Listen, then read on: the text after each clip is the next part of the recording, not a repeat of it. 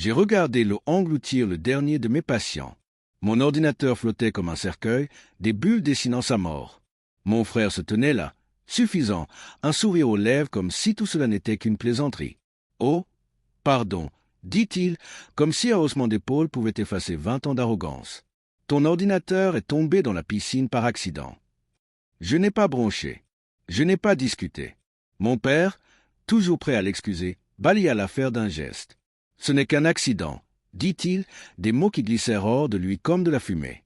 Mais pour moi, c'était un verdict. Cette nuit-là, je suis allé dans ma chambre. J'ai passé quelques appels, changé quelques mots de passe. Pas par colère, ni sur un coup de tête. Par précision. J'ai dormi d'un sommeil léger, sachant que dès l'aube, il découvrirait ce qui se passe quand l'arrogance rencontre la planification. Je me souviens de la première fois où je l'ai vraiment rencontré. Avant les mensonges, avant l'arrogance, avant la trahison. Nous étions enfants, construisant des cabanes au fond du jardin, rêvant de royaumes, complices de nos rires. Il m'admirait alors, du moins le croyais-je. Je lui faisais confiance comme le sang circule dans les veines. Je croyais en lui comme les naïfs croient en la famille. Puis est venu l'argent, ou plutôt la demande.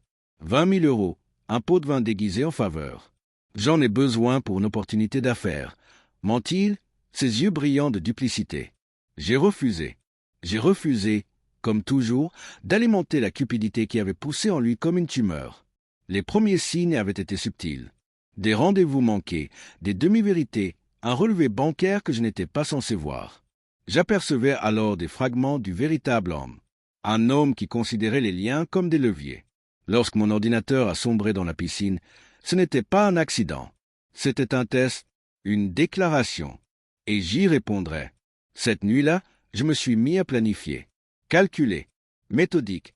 Ma revanche ne serait ni un cri ni une bagarre. Elle serait chirurgicale. Première étape, le contrôle. Les mots de pas changer, les comptes gelés.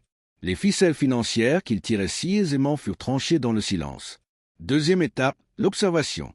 Chaque habitude, chaque rythme, chaque faiblesse prévisible. À 6 heures du matin, je connaissais son emploi du temps mieux que lui-même. Je l'ai observé ce matin-là par la fenêtre, une tasse de café à la main, insouciant, s'étirant comme s'il possédait le monde. Puis les messages ont commencé à arriver.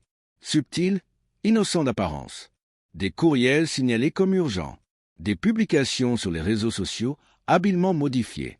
Des amis qui l'interrogeaient sur des choses auxquelles il ne pouvait répondre. Peu à peu, un schéma est apparu, qui ne pouvait relier à moi. Et il a commencé à paniquer. Je n'ai pas souri.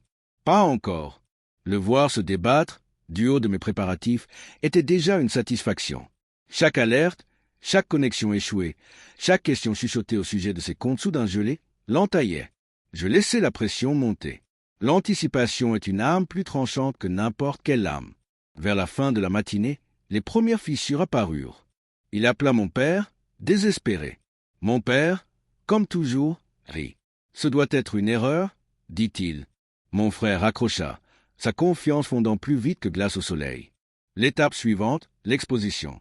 Quelques incitations précises, quelques messages bien placés, et les gens sur qui il comptait s'éloignèrent.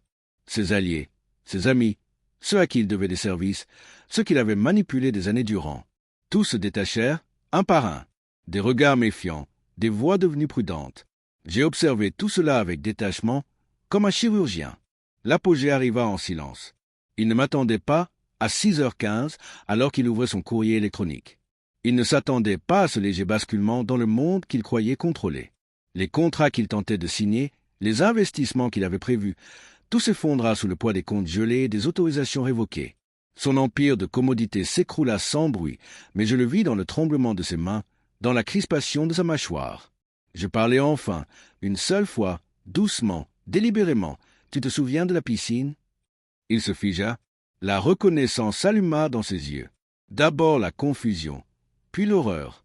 Il comprit, trop tard, que son arrogance l'avait aveuglé. Je n'ai pas crié. Je n'ai pas gesticulé. Je n'en avais pas besoin. Le message était clair. Chaque action a une conséquence. Et celle-ci était précise. Il chercha des failles, des excuses, une issue quelconque. Il n'y en avait pas. Ses appels restaient sans réponse. Ses mails revenaient. Le monde qu'il croyait posséder ne lui répondait plus. Et à travers tout cela, je restais calme, une ombre en arrière-plan, le laissant lutter avec un chaos qu'il ne pouvait contrôler. Quand il finit par sombrer dans la défaite, la dévastation silencieuse sur son visage fut ma victoire. Pas une revanche pour elle-même, ni par orgueil, ni par colère, mais pour la justice. Calculée, chirurgicale, incontestable. Je l'ai vu tituber toute la journée, humilié par l'invisibilité soudaine qui accompagne la perte du privilège. Il ne pouvait pas acheter une issue. Il ne pouvait pas séduire une issue. Il n'avait plus personne à manipuler, plus de système à exploiter.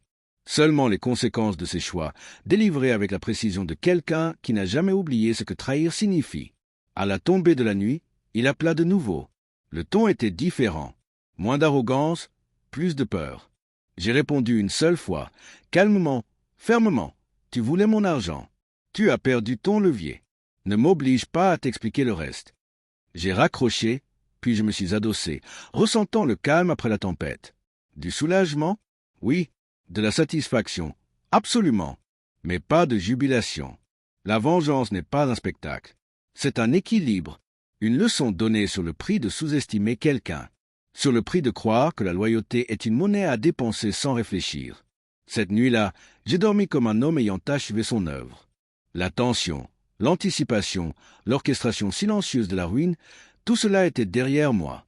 Mon frère avait appris sa leçon, peut-être trop tard, peut-être douloureusement. Mais moi, je restais intact, inébranlable, et là se trouvait une force subtile, indéniable. J'ai compris alors que la vengeance n'est pas une question de cruauté. C'est une question de précision. Une leçon donnée de façon inévitable, incontestable, irréversible. Et tandis qu'il restait éveillé, se demandant quelle étape l'avait perdu en premier, je ne ressentais rien d'autre qu'une satisfaction tranquille. Je n'ai pas célébré. Je ne l'ai pas écrasé. Je l'ai simplement laissé comprendre ce que je savais déjà. La trahison a un prix. Et parfois, la vengeance la plus dévastatrice est celle qui se livre en silence, invisible, avec un contrôle absolu. Quand le soleil s'est levé, la piscine était toujours calme, le reflétant un monde qui avait basculé. Et moi, l'orchestrateur, je suis parti. Incontesté, inébranlable, enfin libre,